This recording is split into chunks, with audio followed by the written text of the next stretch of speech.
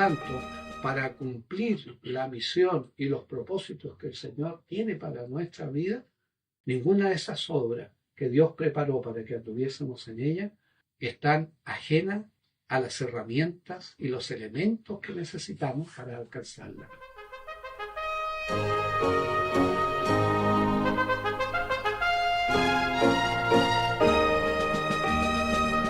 A esta hora, la Iglesia Metodista Independiente se reúne para presentar su programa En Espíritu y Verdad. Dios es Espíritu, y los que le adoran en espíritu y verdad es necesario que le adoren. Bienvenidos al programa de hoy.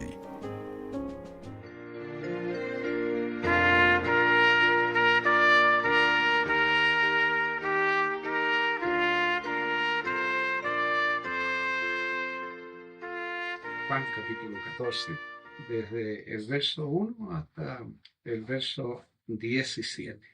Dice: no se turbe vuestro corazón, creéis en Dios, creed también en mí. En la casa de mi Padre muchas moradas hay. De otra manera os lo hubiera dicho.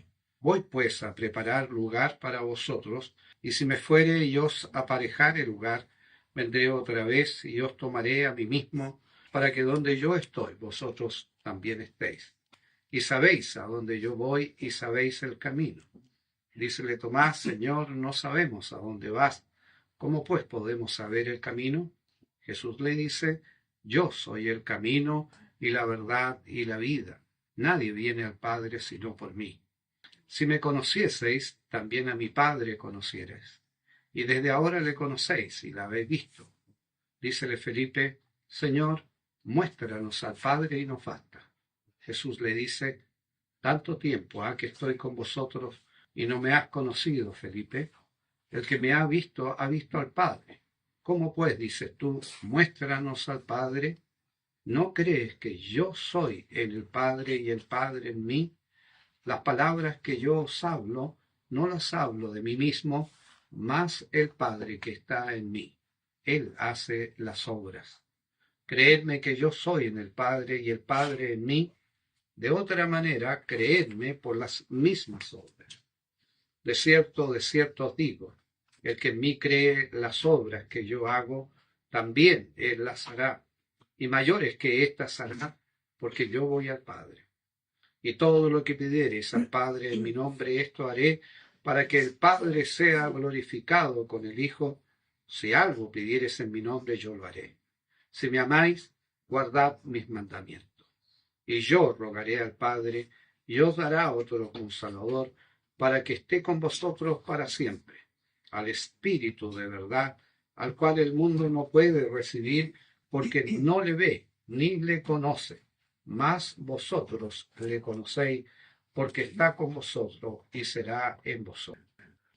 Bueno, quiero mencionar a modo de dato muy importante respecto a estos capítulos, especialmente el 14, 15 y 16 del Evangelio según San Juan, que fueron por la inspiración del Espíritu transcrito por el llamado apóstol amado o el amado.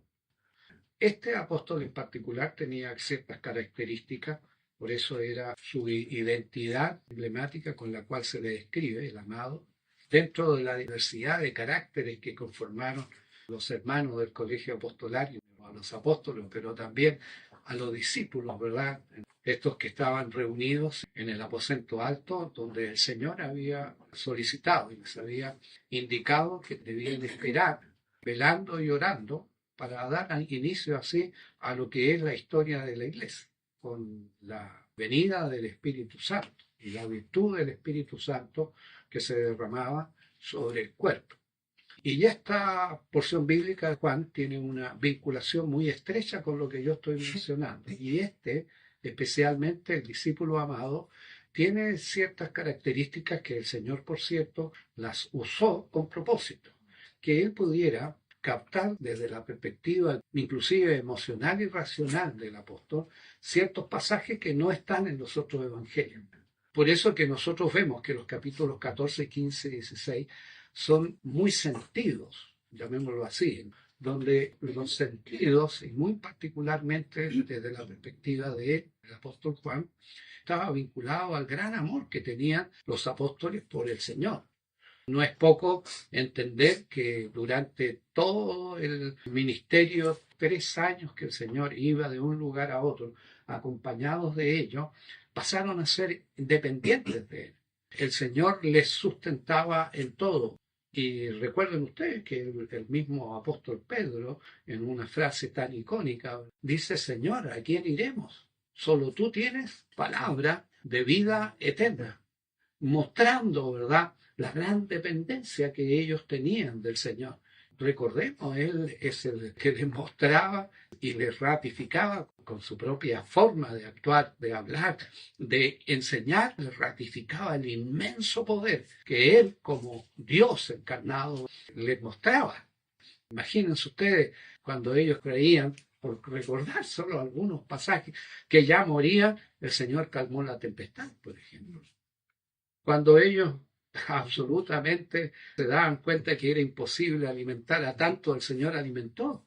Estoy dando pasajes poco al recordatorio y memoria nomás de los grandes hechos que muestran el ministerio del Señor, con el objetivo de entender la gran dependencia o la absoluta dependencia que estos tenían del Señor. Posiblemente aquí podríamos indicar si esa dependencia es efectiva en nosotros del Señor. Los apóstoles le seguían sin miramiento, y cuando habían pero, el Señor usaba esos peros para mostrarles que debían tener toda confianza en Él, porque el Señor declaraba que Él había venido a hacer las obras de su Padre. Y algo muy importante que también debemos recordar, que el Señor, Dios encarnado, sabía todo, cada una de las vivencias que Él tenía que pasar en su ministerio. Como hombre sufrió igual como todos nosotros, vivió como todos, pero como Dios sabía todo. De hecho, nosotros lo entendemos que en esta hora cúlmine, de la cual nos hablan estos capítulos, Él ya sabe a dónde va y qué ha de suceder con Él. Por eso que la introducción del capítulo 14 es esta. Introducción que, por cierto, en razón de lo que yo explico, la gran dependencia del Señor hizo que los corazones estuvieran muy quejumbrosos. Y sabemos que el Señor, Él veía sus corazones y sabía su sentir. Por eso, si usted se da cuenta, parte mencionando: no se turbe vuestro corazón. A veces colocamos palabras negativas cuando decimos: nadie sabe lo que pasa con mi vida, nadie sabe lo que está en mi corazón. No es cierto. Dios sabe todo, absolutamente, de cada uno de nosotros, lo que pensamos. Y aun cuando nuestros pensamientos ni siquiera están construidos, Él ya los conoce. Él sabe nuestro sentir, Él sabe nuestras necesidades. Y esta cuestión que estamos hablando es algo básico en nuestra relación personal con el Señor. Cuando hablamos, que siempre saco a colación esto, y se nos pregunta: ¿qué es ser cristiano? Cristiano no es pertenecer a una iglesia. No es solamente un título nominativo de lo que hemos creído. Cristiano es tener esa relación personal con el Señor, en la cual, al igual que sus apóstoles, somos dependientes de Él, y entender que Él sí nos conoce. Eso es la base, el fundamento de nuestra relación personal con el Señor. Que quiero decirles también, no se trata del domingo en la mañana y en la tarde, sino que es toda nuestra vida. Cada segundo que late en nuestro corazón, esa relación personal está. Eso es ser cristiano. Eso es ser hijo de Dios. Pues bien, el Señor conoce nuestros corazones, como los conocía, ¿verdad?, de sus apóstoles. E insisto, ellos eran dependientes. Simplemente hemos recordado algunos pasajes o algunas de aquellas referencias bíblicas que muestran o ilustran esa dependencia o la causa de esa dependencia. Por lo tanto, la base era esa. El Señor conocía que sus corazones estaban turbados. Y estaban turbados porque le habían visto en los últimos días su proceder, le habían visto hablar de una manera particular. El Señor preparó sus corazones para que entendieran que Él tenía que cumplir y debía partir de en medio de ellos. Y esto, para aquellos que estudian las Escrituras, podrán darse cuenta cómo el Señor permanentemente les había señalado esto. Hay referencias bíblicas usadas en las cuales el Señor quiso mencionarles, prepararles y asegurarles que era necesario que esto sucediera, que esto pasara. El Señor tenía que ir a la muerte y la muerte de cruz. Y los apóstoles aún así estaban aquejumbrados y estaban turbados porque, bueno, se deshacía toda esa estructura en la cual ellos habían entregado el tiempo, la vida, todo durante el ministerio del Señor. Ellos dejaron casa, dejaron familia y fueron tras el Señor. Y en algunos casos sin miramientos. Usted ve Lucas cuando Mateo es llamado, le dijo simplemente sígueme. Y dice la palabra, dejando todo le siguió. Estaba y era el sustentador de sus vidas. Y aquí entonces el Señor revela y se da cuenta de que sus corazones están turbados. Y les dice, no se turbe vuestro corazón, creed en Dios, creed también en mí. Y agrega esta porción bíblica hasta los versículos que hemos leído en razón de dos perspectivas. Una, la perspectiva futura de nuestra vida. ¿Cuál es la perspectiva futura de nuestra vida? Siempre recuerdo cuando estaba ministrando en la segunda iglesia, un chico que era muy despierto, un día llegó y me dice, pastor, pero si somos salvos, ¿por qué no nos vamos al tiro con el Señor? Sería hermoso quizás porque no tendríamos nada más que sufrir, ninguna cosa que padecer en esta tierra. Estaríamos presentes al Señor, porque él había escuchado en su comprensión infantil, había escuchado que estaba una promesa en la cual desde el momento que partiéramos íbamos a estar con el Señor. Entonces, ¿por qué quedarnos? Decía, ¿por qué el Señor no nos lleva? Y sería muy hermoso, quizás en muchos casos, y puede haberse dado más de alguna vez en la misericordia de Dios con algunos. Bueno, dice el mismo apóstol, ¿verdad? Cuánto me gustaría primero volar, pero si es necesario, y agrega ahí el apóstol la respuesta a esa pregunta. Porque el Señor nos ha dado propósitos para vivir como hijos de Él en esta tierra. Y la idea de esto es que cada día que nosotros tenemos esta relación personal con el Señor, sepamos que ese propósito debemos cumplirlo. Ninguno de nosotros tiene contado ni sabe cuándo comenzará a declinar su vida, cuándo la noche empieza a caer a su vida. Sabemos que tenemos un tiempo de acuerdo al tiempo del hombre, que hay que diferenciarlo mucho, ¿verdad?, en la escritura, porque yo he dicho hay dos tiempos. En el griego original, uno, el cronos, que es el tiempo del hombre, que nosotros lo manejamos porque son minutos, segundos, días, años, pero es muy distinto al tiempo de Dios. Ni usted ni yo sabemos. Pero lo que sí sabemos es que el propósito por el cual estamos aquí es para que anunciemos las virtudes del Señor y anunciemos el Evangelio con nuestras propias vidas. Esto era necesario que sus apóstoles también lo comprendieran. Y acuérdense ustedes, aprovecho de señalar, esto es un principio básico para nuestro servicio al Señor mientras nos tenga acá. El mismo Señor colocó ejemplos. Él dice, ¿verdad? Me conviene obrar las obras de mi Padre mientras dure el día. La noche viene cuando ya nadie puede orar.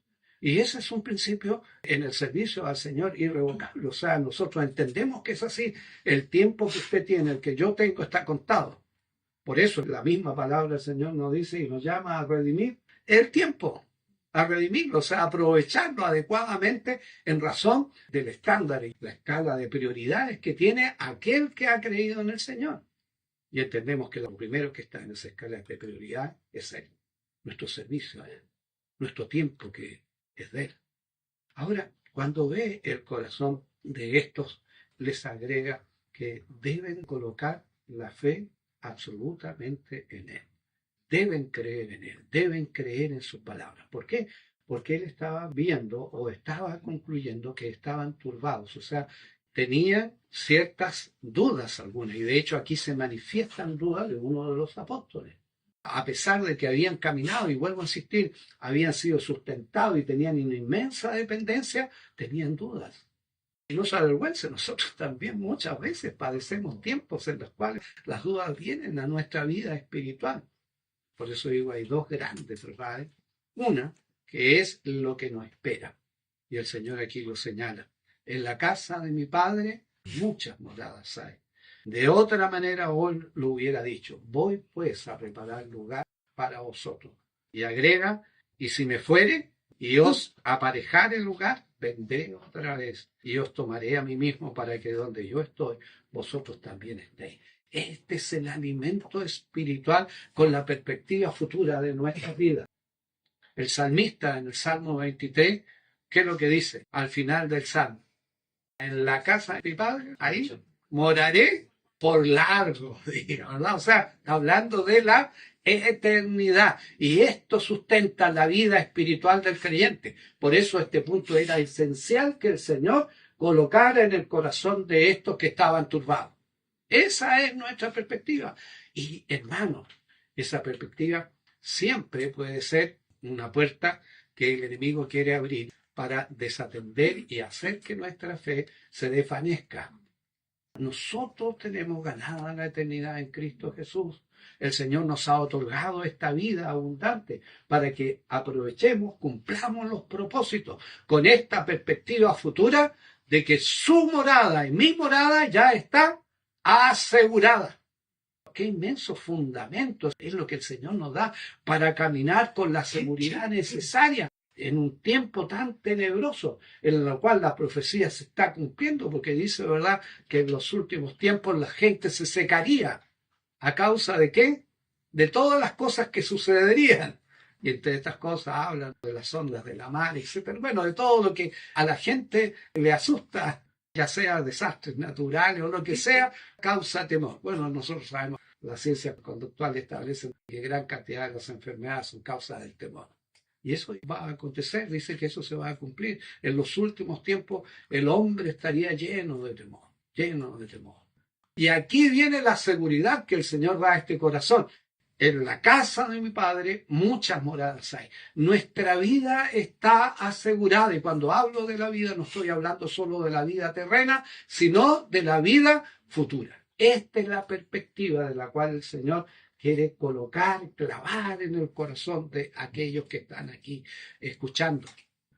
Porque durante estos años les había repetido, les había enseñado, les había mostrado. Por eso que le dice, y sabéis a dónde voy, y sabéis también el camino. Él ya se los había trazado, él se los había mostrado. Pero aún así estaban estos corazones dubitativos, con estos temores.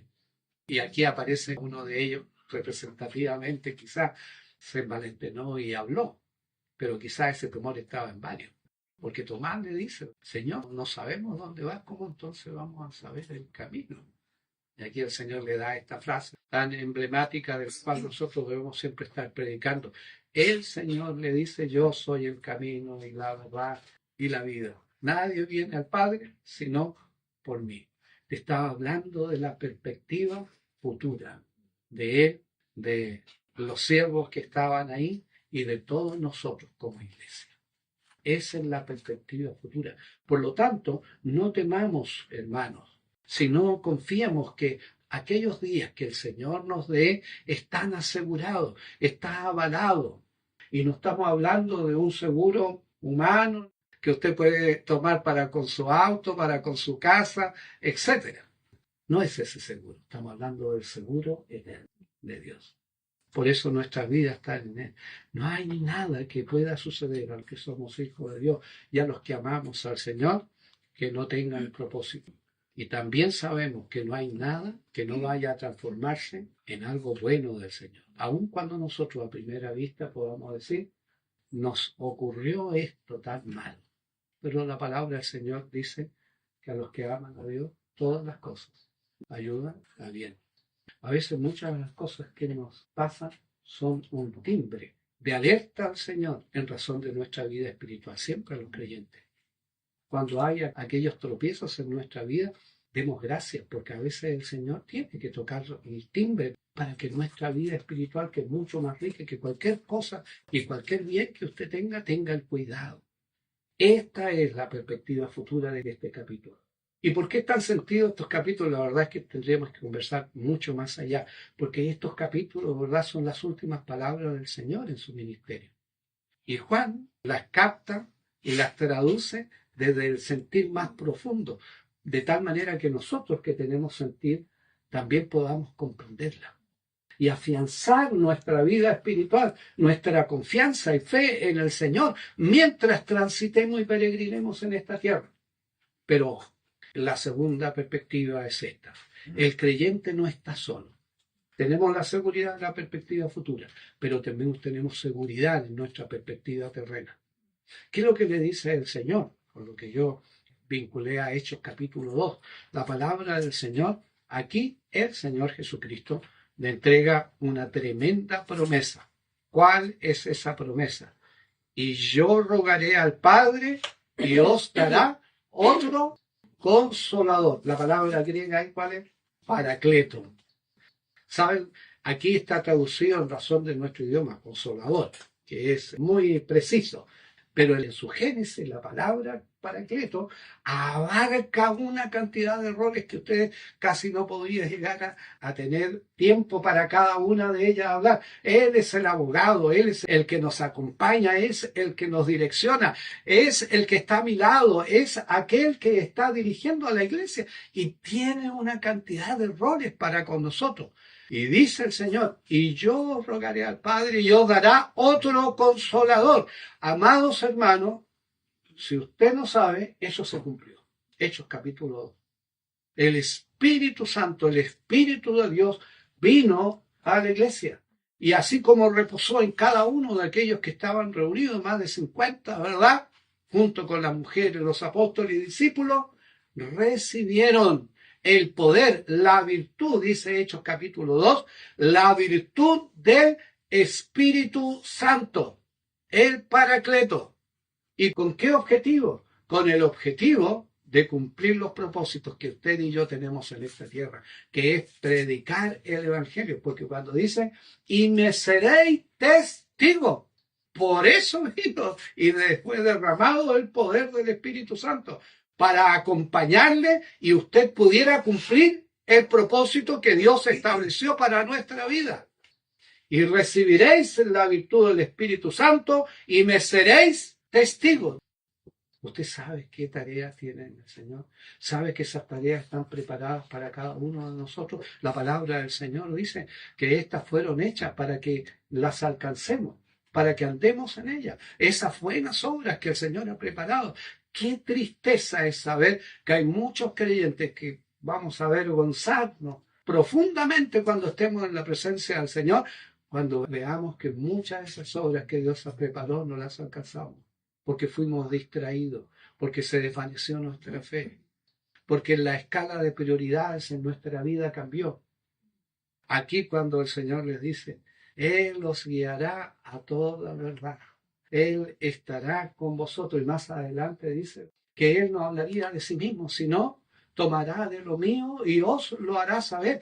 ¿Cómo yo puedo saber o conocer a mi Señor si no es por el Espíritu de Dios? Cuando en 2 de Pedro, capítulo 3, verso 19, dice, más crecer en la gracia y conocimiento de nuestro Señor y Salvador Jesucristo. Está hablando de la obra del Espíritu Santo en nosotros, en razón de esta relación personal con Cristo.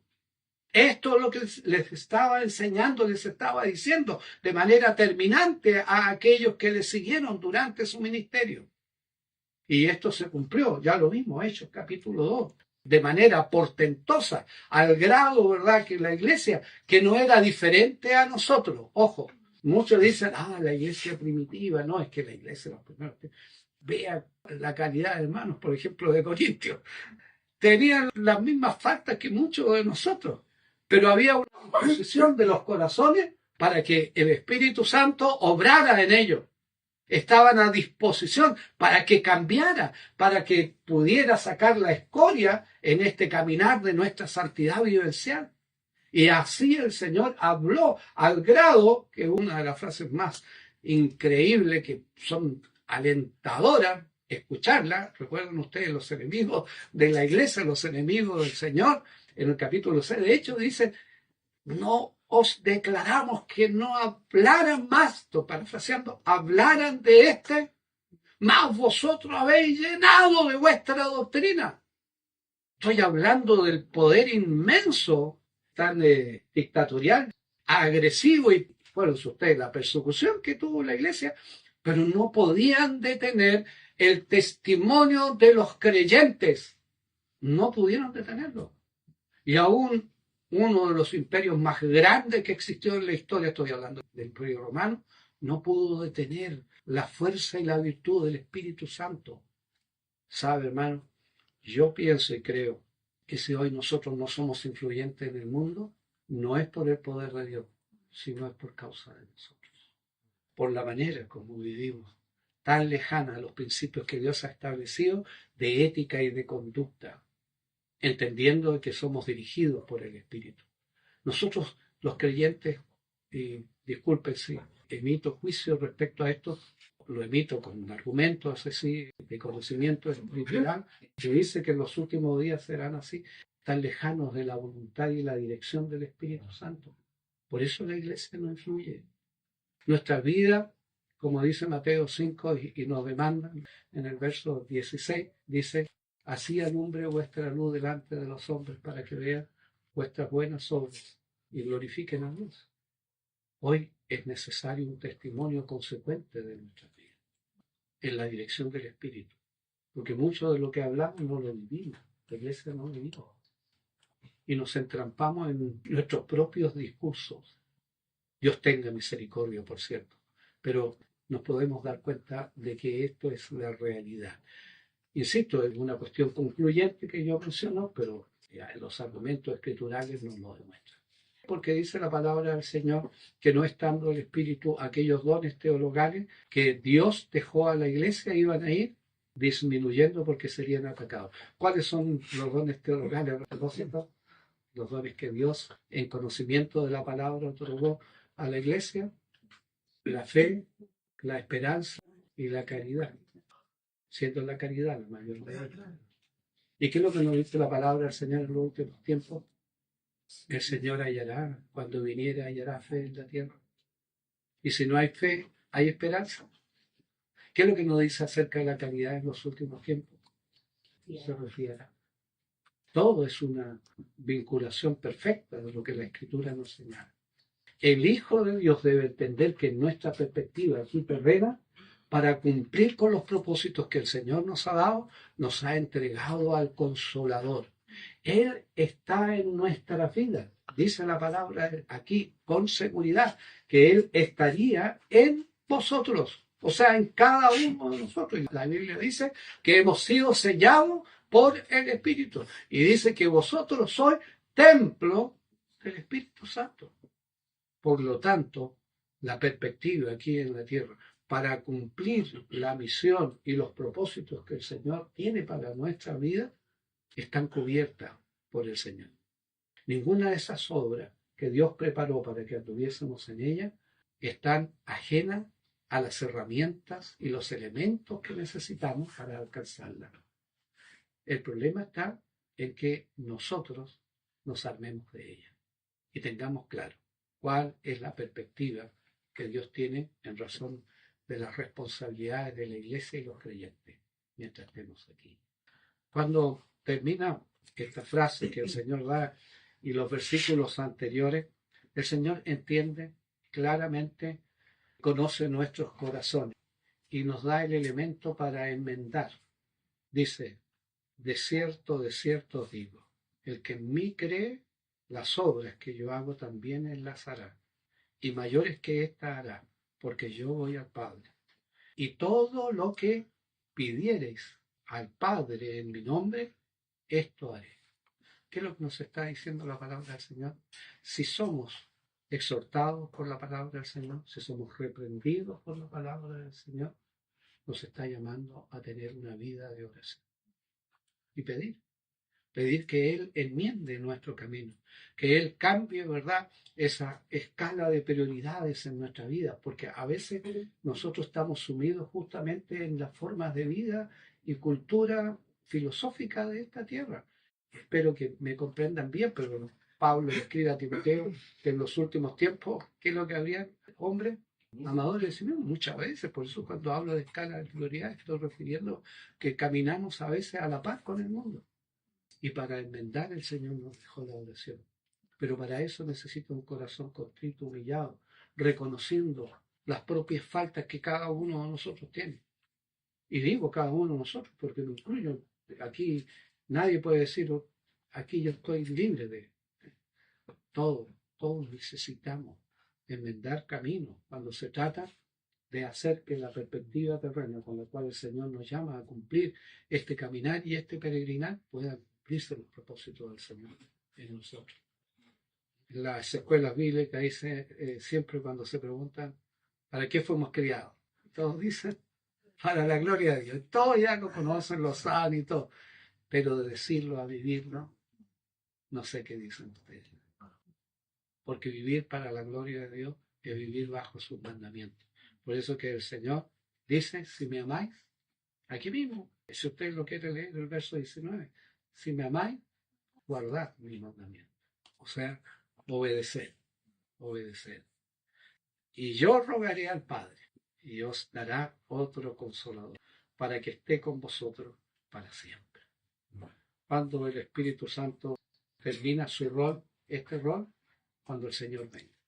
Y recuerden ustedes que Pablo escribe a la iglesia de Tesalónica y le dice, ¿verdad? Segunda Tesalonicenses capítulo 2, que una de las manifestaciones o una de las señales, antes que se susciten todos los eventos finales y nosotros partamos la presencia del Señor, es que aquel que detiene será quitado. O sea, el rol del Espíritu que hace justamente que a través de sus hijos en la iglesia se marque la diferencia, entre comillas, diferencia, termine su rol, porque ese rol fue entregado en razón de la iglesia. Por eso que Hechos 2 nos muestra que fue la virtud del Espíritu que vino sobre la iglesia. Y cuando la iglesia sea tomada, la tarea del Espíritu concluyó. El Espíritu sí, pero con tarea absolutamente distinta. Pero el que detiene ahora para que la maldad no crezca más allá de lo que nosotros vemos, es el Espíritu de Dios, que obra por medio de sus hijos. Concluyo. Disponga su vida al Señor. Ore, pida al Señor que tenga misericordia de usted y que por medio de su Santo Espíritu le guíe, le direccione para que su vida sea conforme a los deseos del corazón del Señor. Solo Él puede hacerlo. Que Dios les bendiga, mis amados hermanos.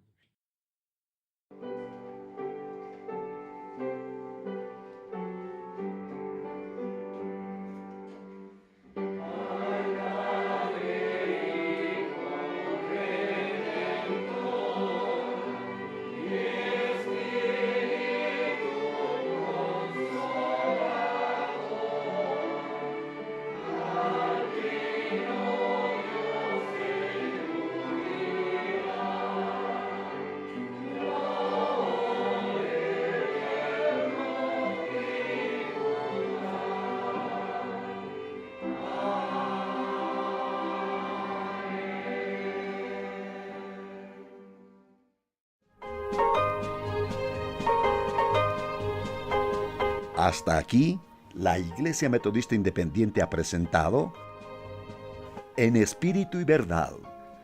Dios es Espíritu, y los que le adoran, en espíritu y verdad es necesario que le adoren.